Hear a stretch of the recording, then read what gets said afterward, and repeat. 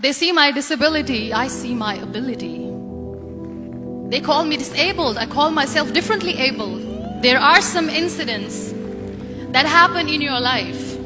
Those incidents break you, deform you, but they mold you into the best version of you. And the same thing happened to me. I was 18 years old when I got married.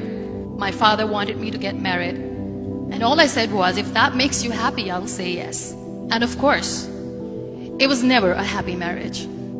Just about after 2 years of getting married, I met a car accident. Somehow my husband fell asleep and the car fell in the ditch.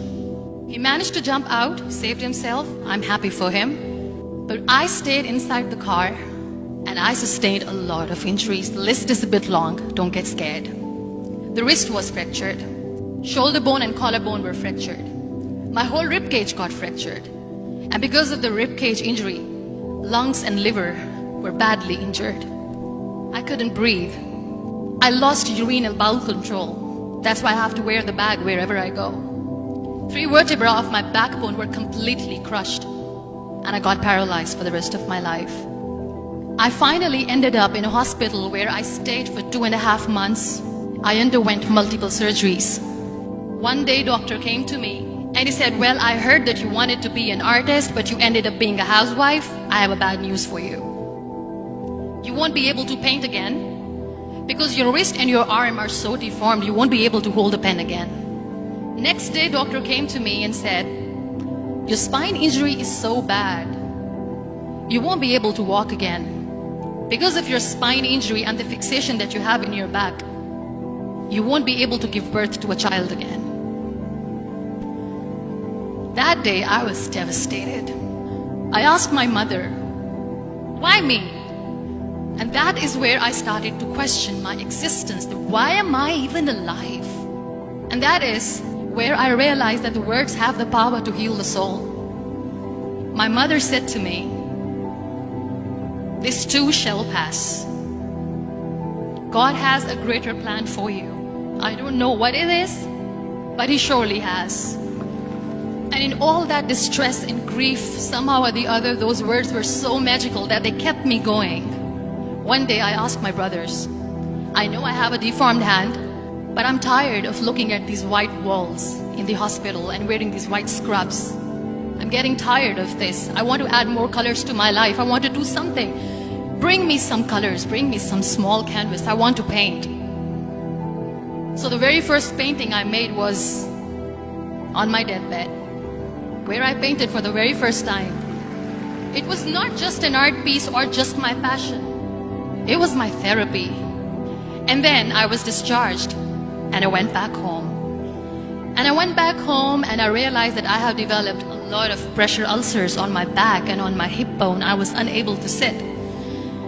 There were a lot of infections in my body, a lot of allergies. So doctors wanted me to lie down on the bed straight for not 6 months, for not 1 year, for 2 years.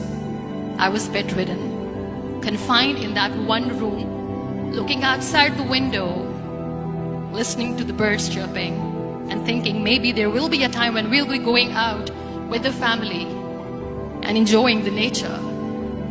That was the time where I realized how lucky people are. That is the time where I realized that the day I'm going to sit, I'm going to share this pain with everyone to make them realize how blessed they are, and they don't even consider them lucky. That day I decided that I'm going to fight my fears. We all have fears. Fear of unknown, fear of losing people, fear of losing health, money. We want to excel in career, we want to become famous, we want to get money. We are scared all the time. So I wrote down one by one all those fears. And I decided that I'm going to overcome these fears one at a time. You know what was my biggest fear? Divorce. I was trying to cling on to this person who didn't want me anymore, but I said no. I have to make it work. But the day I decided that this is nothing but my fear, I liberated myself by setting him free. And I made myself emotionally so strong that the day I got the news that he's getting married, I sent him a text that I'm so happy for you and I wish you all the best. And he knows that I pray for him today. Number 2 was, I won't be able to be a mother again. And that was quite devastating for me. But then I realized there are so many children in the world, all they want is acceptance. So there is no point of crying, just go and adopt one. And that's what I did. People think that they will not be accepted by the people because we, in the world of perfect people, are imperfects. So I decided that instead of starting an NGO for disability awareness, which I know will not help anyone, I started to appear more in public. I started to paint. I decided that I'm going to join the national TV of Pakistan as an anchor person. And I've been doing a lot of shows for the last 3 years. I became the National Goodwill Ambassador for UN Women Pakistan, and now I speak for the rights of women, children. We talk about inclusion, diversity, gender equality, which is a must. Every time I go in public, I always smile. It's always a big toothy smile on my face, and people ask me, don't you get tired of smiling all the time? What's the secret?